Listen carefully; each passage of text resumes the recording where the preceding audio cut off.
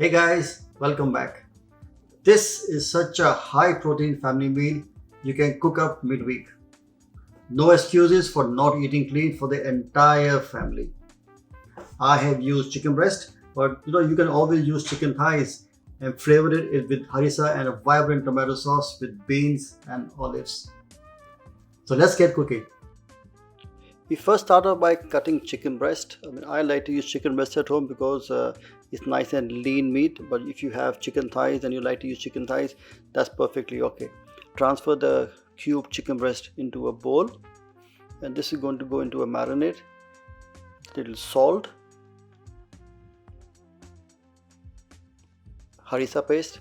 Now, harissa paste is a North African spicy chili paste. It's got cumin seeds, got caraway, got coriander seeds, got some vinegar. It's made out of chili peppers. So it is quite nice. You can also add a dash of lemon juice if you like. It brings out the flavors quite well. Now, this is going to be rubbed together onto the chicken and left to marinate for a good 10 to 12 minutes, so all the spices and the flavors are actually absorbed by the chicken. So this marinating is very important because it helps to infuse the flavors in. To cook the chicken, I am using a cast iron pan, which is a heavy pan. You can use a normal heavy bottom non-stick pan, that works fine too. Add a little oil. Now, because of heavy bottom pan, they keep the heat quite well on the pan. Add little oil and drop in your pieces of marinated chicken. Now, as soon as you put your chicken into the warm oil, the lovely warm flavors of the harissa are actually released. They begin to cook in the hot oil in the pan, and the rich aromas are now released.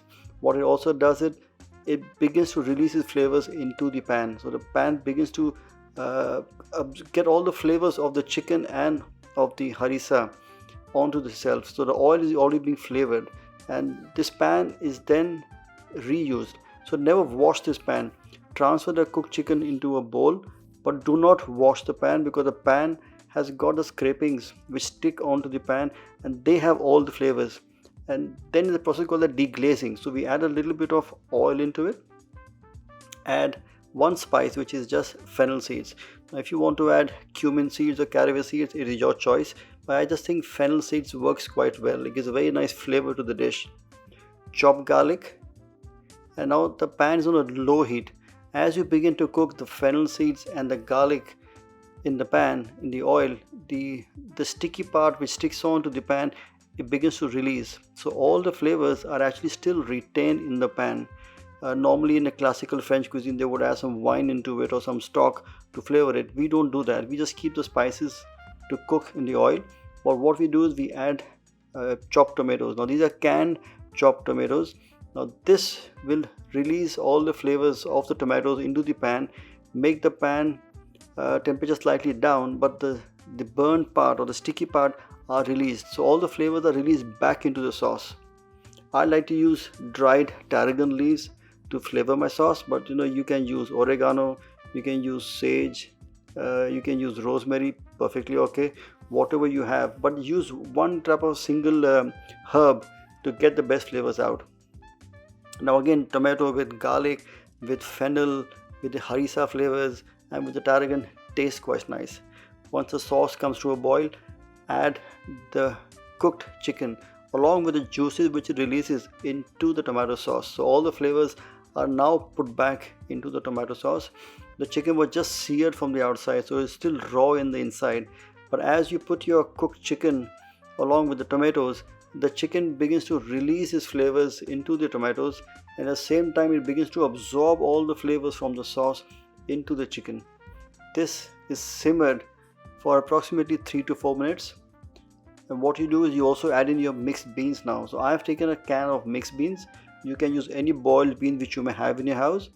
Lightly toss it together. Just make sure you mix the beans and the chicken in the tomato sauce so the flavors are all mixed together.